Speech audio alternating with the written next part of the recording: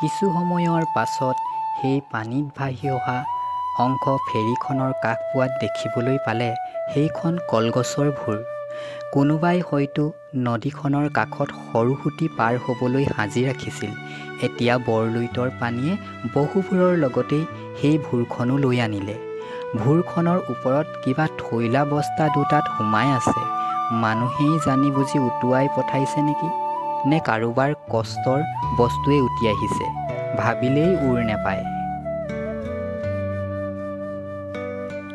কলগছৰ ভুৰখনি দেখি কমলৰ ঘৰৰ পাছফালে থকা গাঁৱৰ জানখনলৈ মনত পৰি গ'ল। আগতে কমলে ঘৰত এনেই থাকোঁতে সেই কলগছৰ ভুৰ বনাই জানখনত বৰশীৰে মাছ ধৰি ধৰি সময় কটাইছিল। সি সেই ভুৰখনৰ সৈতে পানীৰ লগত খেলা কৰি বৰ ভাল পাইছিল। যেতিয়া সেই ভুৰত উঠি মাছ ধৰিবলৈ লাগে, তেতিয়া কমলে ভোক পিয়াহ সকলো পাহৰি অকৰা মৈত উঠা দি হৈ পৰে। মাকে ঘৰত কমলক নেদেখি মুখৰ ভিতৰতেই গোৱাল গালি পাৰিব ধৰে। মাকৰ গোৱাল গালিৰ কথা ভনীয়েক নীলাই খুব সহজেই বুজিব পাৰে। কমলক দেখা নাপায় যে মাকে বকিব ধৰিছে।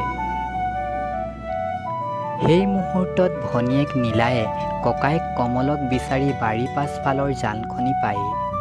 কমলেও ভনীয়েকক বাৰীৰ পাছফালৰ জানখনিলৈ অহা দেখিলেই বুজিব পাৰে মাকে যে এতিয়া ৰুদ্ৰমূৰ্তি।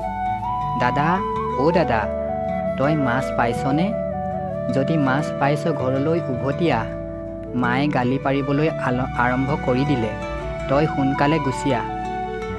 কমলে ভনীয়েকৰ মাতত মূৰ তুলি কি চাব, ভনীয়েকৰ মাত শুনাৰ মাত্ৰকৈ লুকাবলৈহে চেষ্টা কৰে। ভনীয়েকেও খুব ভালদৰেই বুজিব পাৰে ককায়েক কমলৰ কথা। সেয়ে তাই আৰু বেছিকৈ চিঞৰিব ধৰে। দাদা, অ' দাদা, তই মানে মোক শান্তি নিদিয় ন?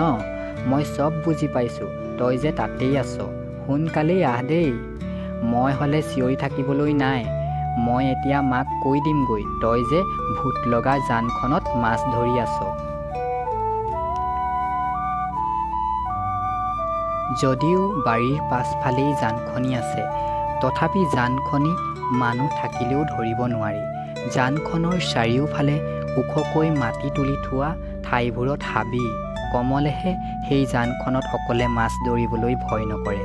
কিন্তু কোনো গাঁৱৰ ল'ৰাই অকলে তালৈ নাযায়। তাত বোলে আগতে সৰু সৰু ল'ৰা ছোৱালীবোৰে বৰকৈ সাঁতুৰি নাদুৰি থাকে। তেনেকৈ কেইবাবছৰ আগতে কেইজনীমান ছোৱালী বিহুৰ আগত গা ধুবলৈ গৈছিল। তেতিয়া এজনী ছোৱালী জানখনিৰ পানীত ডুব গৈ ঢুকাইছিল আৰু তেতিয়াৰ পৰাই গাঁৱৰ ল'ৰা ছোৱালীবোৰে সেই জানখনিলৈ যাবলৈ এৰি দিলে। সেই সময়ত কমলহঁত খোজ দিবলৈ শিকিছিলহে। সেয়ে তেতিয়াৰ পৰাই গাঁৱৰ মানুহৰ মুখে মুখে সেইখন দেওলগা জান। তালৈ দুপৰীয়া সন্ধিয়া সময়ত মানুহ গ'লেই ভূত লম্ভে। সেই জানখনৰ ওচৰত সৰু কুঁৱা পুখুৰী এটাও আছে। আগতে গাঁৱৰ মানুহে তাৰ পৰাই প্ৰায় খাবলৈ পানী আনিছিল। সেই ঘটনাৰ পাছত গাঁৱৰ মানুহেও কুঁৱা পুখুৰীটো এৰি দিছিল। এবাৰ পথাৰত গৰু চৰাই থকা গৰখীয়া এজনে দুপৰীয়া পানী খাবলৈ বুলি সেই জানখনিৰ ওচৰ কুঁৱাটোলৈ গৈছিল আৰু সন্ধিয়ালৈ সেই গৰখীয়াজনৰ গা বেয়া লাগিল। ২-৩ দিন বেজবেজালিও লগাইছিল। গৰখীয়া ৪ দিনৰ দিনা ঢুকাইছিল। তেতিয়াৰ পৰা গাঁৱৰ মানুহে আৰু বেছিকৈ সেই জান আৰু পুখুৰীটোলৈ ভয় কৰিবলৈ ধৰিলে। গৰখীয়াজন কমলহঁতৰ গাঁৱৰ চহকী মানুহ খগেন দাইটিৰ ঘৰত আছিল। সেই গৰখীয়াজন চৰাইপানী লাইনৰ আছিল। বাগানীয়া ল'ৰা। মৃত্যুৰ খবৰে গৰখীয়া ল'ৰাটিৰ মাক দেউতাকক বৰকৈ কন্দুৱাইছিল। তেতিয়া মাকৰ লগতেই কমলো পাছে পাছে কান্দি গৈছিল। কমলে সেই বয়সত জন্ম মৃত্যুৰ কোনো কথাই অনুভৱ কৰিব নাজানিছিল, কাৰণ কমল তেতিয়া ৩-৪ বছৰীয়া মানহে আছিল। দাদা। হঠাৎ ভনীয়েক নীলাৰ চিঞৰত কমলে হাতৰ বৰশী এৰি জানখনৰ পানীত সোমাই পৰিল। কমলে বৰ বেছিকৈ ভয় খালে। ভনীয়েক নীলালৈ বৰকৈ তাৰ খং উঠিল। তেতিয়া যিখিনি কমল আছিল সেইখিনিত জানখনি অলপ বাম আছিল। সেয়েহে কমলৰ একো নহ'ল। ভনীয়েকেও বুজি পোৱা নাছিল এইদৰে ভয় খোৱালে কমলে যে জানখনিৰ পানীত সোমাই পৰিব। কমলে ভনীয়েক নীলাক বৰকৈ গালি পাৰিলে। ভনীয়েকৰো বেয়া লাগিল। কমল তিতি বুঢ়ী গোটেই লুতুৰি পুতুৰি হ'ল। সেয়েহে ভনীয়েকে নিজেই দুয়োখন কাণত ধৰি কমলক ক্ষমা খুজিছে। দাদা দাদা মোক ক্ষমা কৰি দে, মই জনা নাছিলোঁ তই যে ভয় খাই পানীত সোমাই পৰিবি বুলি।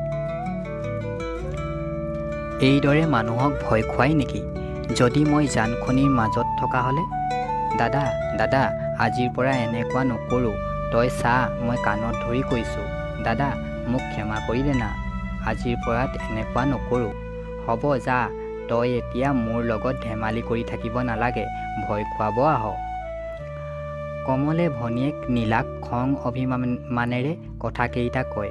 তইহে আকৌ কৱ ভয় নকৰ বোলে, সেইকাৰণে আজি গম পালি? তোৰ আকৌ হৈছে, এতিয়া মই ঘৰলৈ কেনেকৈ যাওঁ কচোন? হ'ব দে, ভূত লগা পুখুৰীত মাছ ধৰিলে তেনেকুৱা হ'বই। সিহঁত দুয়ো এইদৰে কথাৰ মহলা মাৰি থাকোঁতেই মাছৰ পলিথিনটোৰ সৈতে কলগছৰ ভুৰখন উটি গৈ জানখনিৰ মাছ পালেগৈ। দুয়ো বহু সময় ধৰি চেষ্টা কৰিও কলগছৰ ভুৰখন কাষলৈ আনিব নোৱাৰিলে। কমলৰ ইমান সময়ৰ কষ্টৰ ফল এনেই উটি ভাহি থাকিল। শেষত ভিজা কাপোৰেৰে কমল ভনীয়েকৰ লগত ঘৰমুৱা হ'বলৈ ধৰিলে। আনফালে কমলৰ মাকে ঘৰত দুয়োকে কি কৰিব ঠিক নাই। দুয়ো কথা পাতি পাতি ঘৰমুৱা হৈছে। এফালে গাঁওখনৰ দেওলগা পুখুৰীত তিতি বুঢ়ী ঘৰমুৱা হৈছে। দাদা মাক কি ক'ম বাৰু এতিয়া? কৈ দিবা মাছ ধৰোঁতে তিতিলে বুলি। ক'তা মাছ দেখোন নাই। ধন্যবাদ।